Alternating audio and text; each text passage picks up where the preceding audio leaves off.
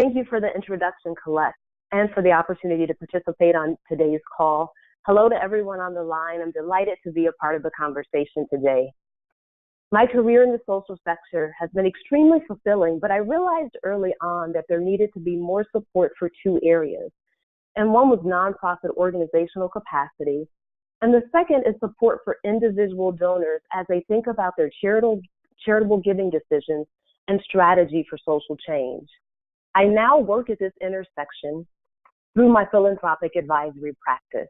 So in addition to the two projects that Colette mentioned, I also led operations for the largest women's transitional housing organization in the northwest suburbs of Chicago. So I probably spent about 10 years working on behalf of women and with women donors, and excited to share with you today some research and my experience. So with that, just a quick overview of my presentation. I'll start by highlighting examples of how women are changing the philanthropic landscape. Then I'll briefly discuss how women are unique, and then end with a few things I think are important to keep in mind as we think about intentional inclusion of women in philanthropy. So with that, we'll go to the first slide. So what you have here are several logos of organizations that many of you may have heard of, and I want to start off in the top left-hand corner as we think about how women are redefining philanthropy. And so if you look at the Red Cross, they have a group called the Tiffany Circle, and each year Tiffany Circle donors donate to contribute and support the Red Cross. And so in 2009, a year after the recession, the Tiffany Circle increased their annual contribution to $100,000. They needed additional resources and were hesitant to make the shift, but thought that they would try it and see what would happen. And one of their founders recounts that within 30 seconds, they raised $6 million from 61 women.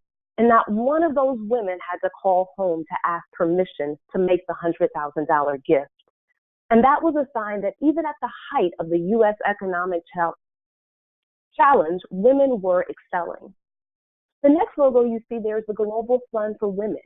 They are unique because they're redefining philanthropy with a global focus on marginalized communities, and they're guided by an extensive network of in-country advisors. They offer an online grant application in 5 languages, and the fund supports 5,000 women-led organizations across 175 countries. The third logo at the top is the Asian Women Giving Circle. Asian Women is based in New York, where about 14% of the population is Asian, but less than 1% of philanthropic dollars went to support Asian causes. So these women got together and decided to establish their own fund. And to date, over the last 12 years, they've given $850,000 to projects led by Asian women artists and community groups.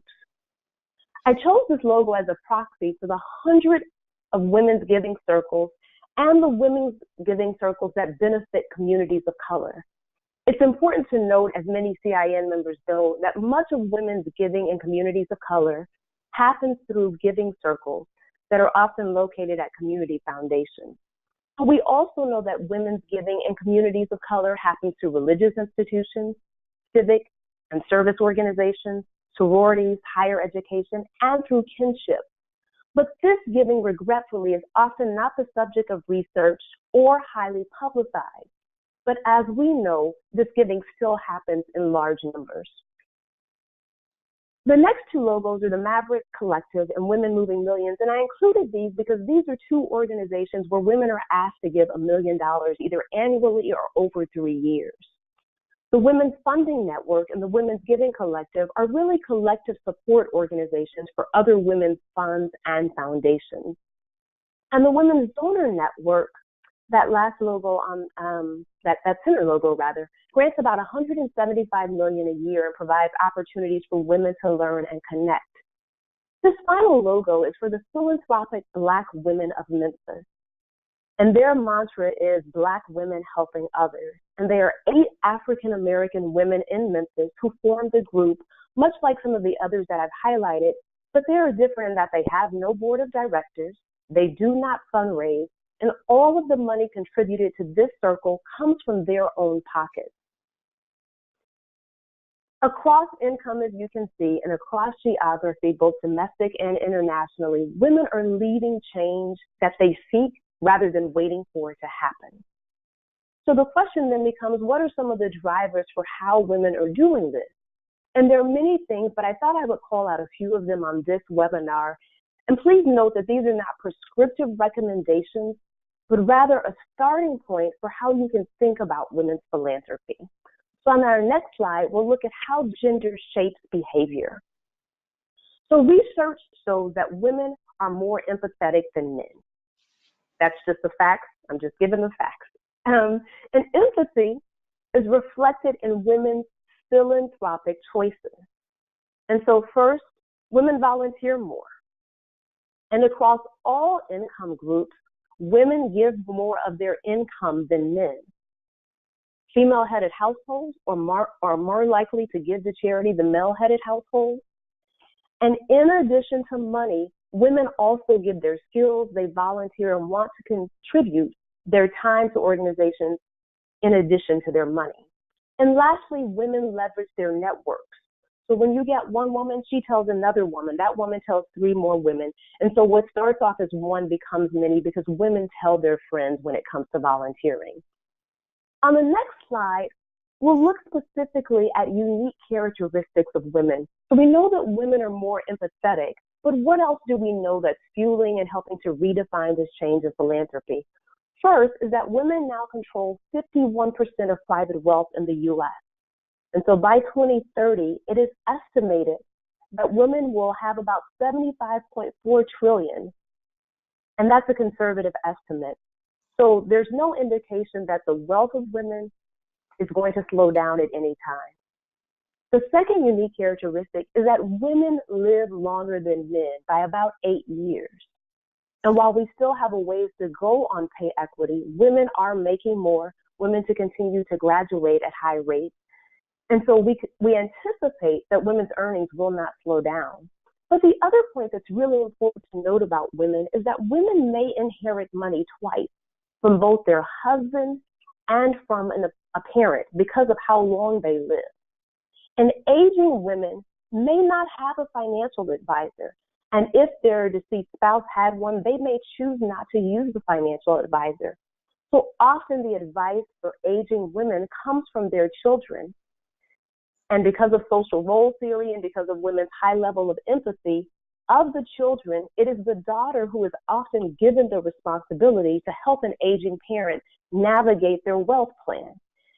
And so this notion of daughter care and the daughter being the person who will manage is really one that's important as we think about women's unique characteristics. So not only do you have aging women, but if there's a daughter in the family, the daughter may be the person who's giving advice and helping with decision making. And so Bethia is going to talk more about the wealth transfer, but it's not only about resources, but it's also about the transfer of influence and authority. And in many families, that's going to happen through the daughter.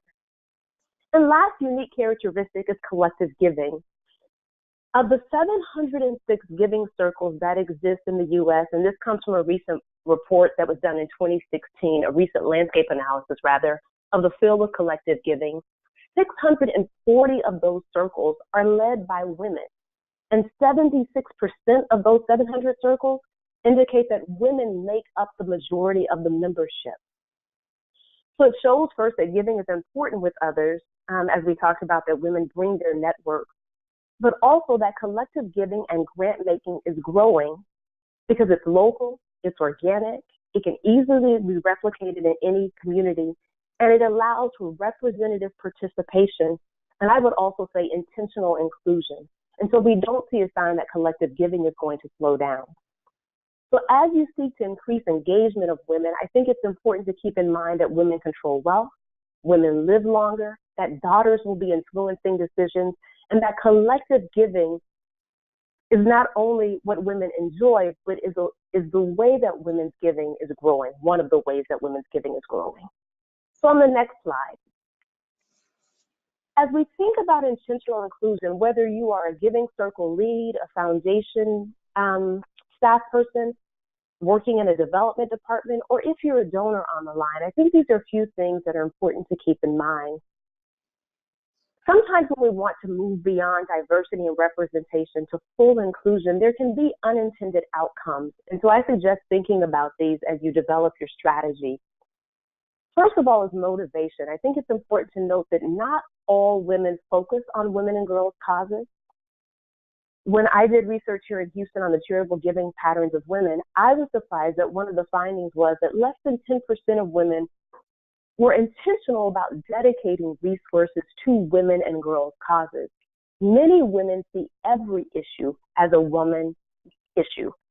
And so as you're working with donors, I think it's important not to fall into the trap of saying that you must, or assuming that a woman should give only to women and girls causes, because many women see every issue as one that is important to them and an issue that affects women and girls causes.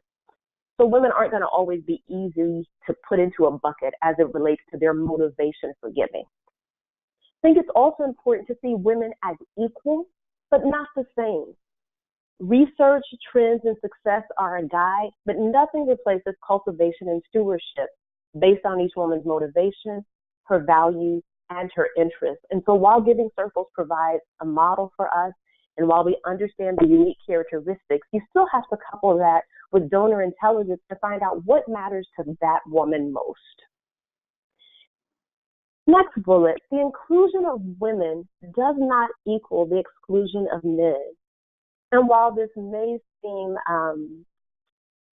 easily understood, I think it bears saying, because this is not an effort to replace men or to move men out, but instead to lift women up. And so I don't think of it as an either or, but a both and. And then lastly here, that as we think about women redefining philanthropy and their very important role, that we think about collective vision and collective participation. As I have watched women begin to give more, become more active in philanthropy, to redefine the landscape for things that matter most to them, it would be easy for some in philanthropy to say, well, we're much more diverse. Plus, we have giving circles. We have identity-based giving circles. And while that is partially true, there's an inherent nature for all of us. Research shows that we form affinities with those that are most similar to us. And I think it's important for strategic philanthropy and a strong social sector that everyone is at the table, even as women's philanthropy grows. So the different views, experiences are present, and that everyone looks like women of every income bracket, of every race, representing different fields, disciplines, and occupations.